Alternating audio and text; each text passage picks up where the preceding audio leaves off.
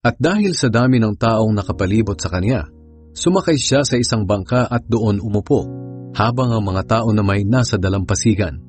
Marami siyang itinuro sa kanila sa pamamagitan ng mga talinghaga. Sinabi niya, "Makinig kayo. May isang magsasakang naghasik ng binhi. Sa kanyang paghahasik, may mga binhing nahulog sa tabi ng daan. Dumating ang mga ibon at tinuka ang mga binhing iyon. May mga binhi namang nahulog sa mabatong lugar, kung saan walang gaanong lupa. Mabilis na tumubo ang binhi dahil mababaw ang lupa. Ngunit natuyo rin ito nang masikatan ng araw, at dahil hindi malalim ang ugat, namatay ito. May mga binhi namang nahulog sa lupang may matitinik na damo. Lumago ang mga damo at natakpan ang mga tumubong binhi, kaya hindi namunga. Ang iba na may nahulog sa mabuting lupa. Tumubo at lumago ang mga ito at namunga. Ang iba'y katamtaman lang ang bunga. Ang iba'y marami, at ang iba na may napakarami."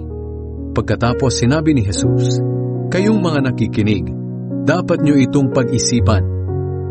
Ang layunin ng mga talinghaga."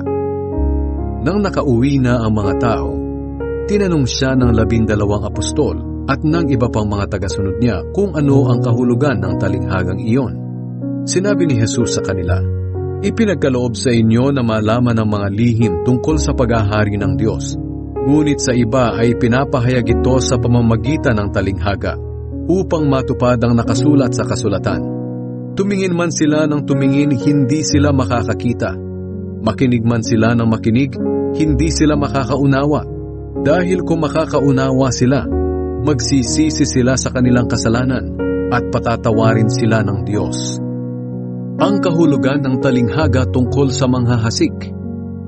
Pagkatapos, sinabi ni Jesus sa kanila, "Kung hindi ninyo nauunawaan ang talinghaga na ito, paano ninyo mauunawaan ang iba ko pang mga talinghaga? Ang inihahasik ng manghahasik ay ang salita ng Diyos. Ang tabi ng daan kung saan nahulog ang ilang binhi ay ang mga taong nakinig sa salita ng Diyos.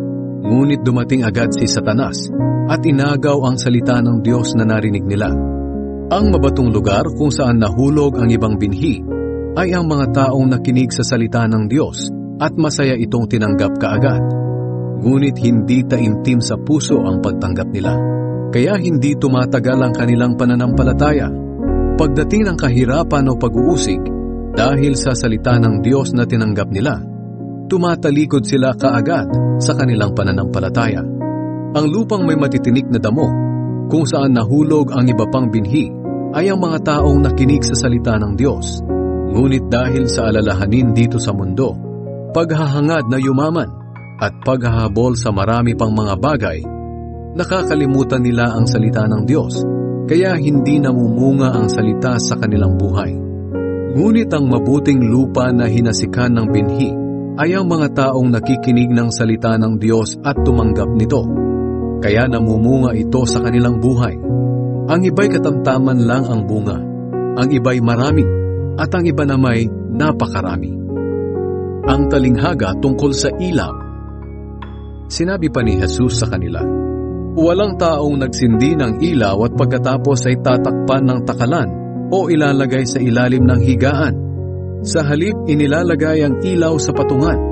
Ganoon din naman, walang nakatagong hindi malalantad at walang lihim na hindi mabubunyag.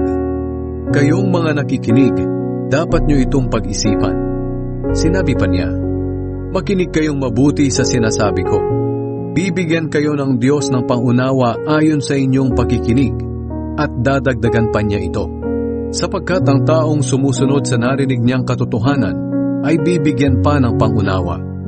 Ngunit ang taong hindi sumusunod sa katotohanan, kahit ang kaunti niyang naunawaan, ay kukunin pa sa kanya." Ang paghahalin tulad sa binhing tumutubo.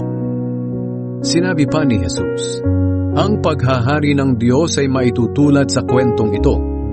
May isang taong naghasik ng binhi sa kanyang bukid. Habang nagtatrabaho siya sa araw at natutulog sa gabi, ang mga binhing inihasik niya ay tumutubo at lumalago kahit na hindi niya alam kung paano. Ang lupa ang nagpapatubo at nagpapabunga sa tanim. Sisibol muna ang mga dahon, saka ang uhay, at pagkatapos ay ang mga butil. At kapag hinog na, inaani ito ng may-ari dahil panahon na para anihin. Ang paghahalin tulad sa buto ng mustasa. Sinabi pa ni Jesus, "Sa ano kaya maitutulad ang paghahari ng Diyos? Sa ano ko kaya ito maihahambing? Katulad ito ng isang buto ng mustasa na siyang pinakamaliit sa lahat ng buto. Ngunit kapag naitanim na at tumubo, nagiging mas mataas ito kaysa sa ibang mga halaman. At kahit ang mga ibon ay nakakapamugad sa lilim ng mga sanga nito." Marami pang talinghaga o mga paghahalin tulad na gaya ng mga ito ang ginamit ni Jesus sa pagtuturo sa mga tao ayon sa makakaya ng kanilang pangunawa. Hindi siya nangangaral sa mga tao nang hindi gumagamit ng talinghaga, pero ipinapaliwanag naman niya sa mga tagasunod niya kapag sila-sila na lang. Pinatigil ni Jesus ang malakas na hangin at alon. Kinagabihan, sinabi ni Jesus sa mga tagasunod niya, "Tumawid tayo sa kabila ng lawa." Kaya iniwan ng mga tagasunod niya ang mga tao at sumakay na rin sila sa bangkang sinasakyan ni Jesus. May mga bangka ring sumunod sa kanila. Habang naglalayag sila, biglang lumakas ang hangin. Hinampas ng malalaking alon ang bangka nila at halos mapuno na ito ng tubig. Si Jesus ay nasa hulihan ng bangka at natutulog ng nakaunan. Ginising siya ng mga tagasunod niya, "Guro, malulunod na tayo. Baliwala lang ba ito sa inyo?" Kaya bumangon si Jesus at pinatigil ang hangin at mga alon. Sinabi niya, "Tigil, kumalma kayo." Tumigil nga ang hangin at kumalma ang dagat. Tinanong niya ang mga tagasunod niya, "Bakit kayo natatakot? Wala pa ba kayong pananampalataya sa akin?" Takot na takot sila at nag-usap-usap. Sino kaya ang taong ito na kahit ang hangin at ang dagat ay sumusunod sa kanya?